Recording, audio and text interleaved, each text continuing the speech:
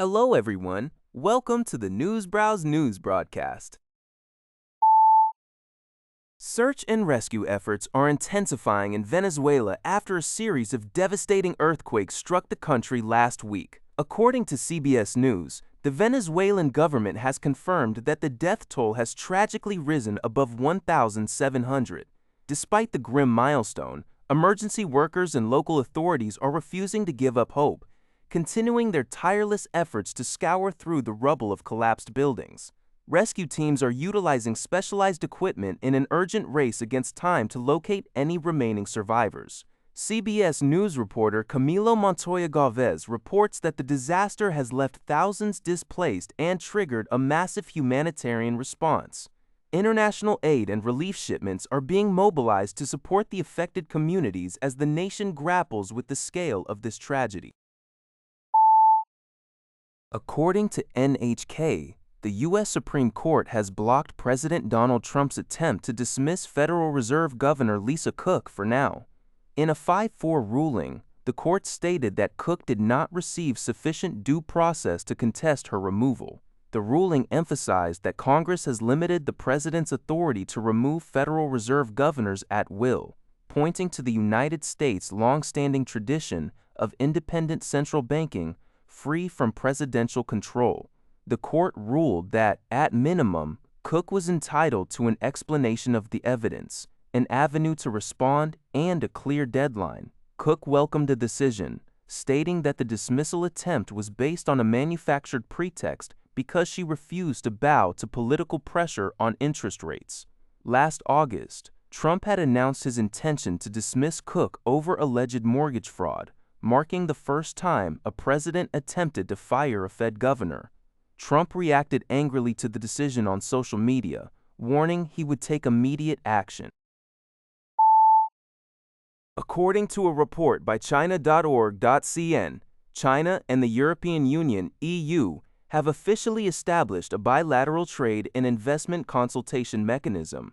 The announcement came following the first meeting of the mechanism, which was co-chaired by China's Minister of Commerce, Wang Wentao, and European Commissioner for Trade and Economic Security, Maros Šefčovič, on Monday in Brussels.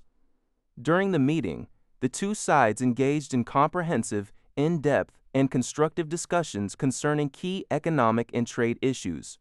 According to a joint statement issued on Tuesday, the mechanism has identified 4 initial work streams to guide its efforts: trade and investment balancing, export controls, intellectual property rights, and World Trade Organization (WTO) reform.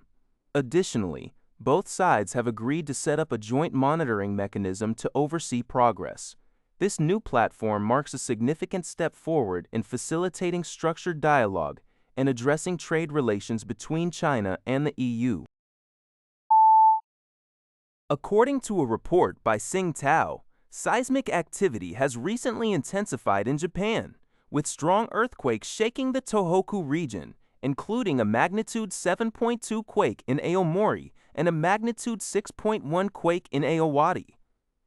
Against this backdrop of heightened geodynamic activity, Fukuoka Prefecture in Kyushu has issued a stark warning. A newly released disaster simulation report evaluates a worst-case scenario where 2 major fault lines, the Kigo Fault and the Aruzushima Offshore Fault, rupture simultaneously. Scientists estimate this could trigger a devastating magnitude 8.1 earthquake, causing maximum seismic intensity of level 7. The disaster could result in up to 3,300 deaths and destroy or burn approximately 45,000 buildings, while also triggering a tsunami. Fukuoka's authorities are currently reviewing emergency supplies and shelter preparations. Experts, including Kyoto University professor Takuya Nishimura, warn that Tohoku's offshore area also remains highly dangerous, with the potential for future tsunamis and earthquakes of magnitude 7.5 to 8.0, urging residents and travelers to remain highly vigilant. According to a report by the Liberty Times, exiled Chinese businessman Wengui has been sentenced to 30 years in prison by a U.S. federal court.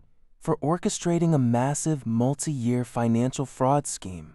U.S. District Judge Annalisa Torres delivered the sentence after concluding that Guo exploited individuals seeking to promote democracy in China, siphoning their funds to bankroll an extravagant, self-indulgent lifestyle.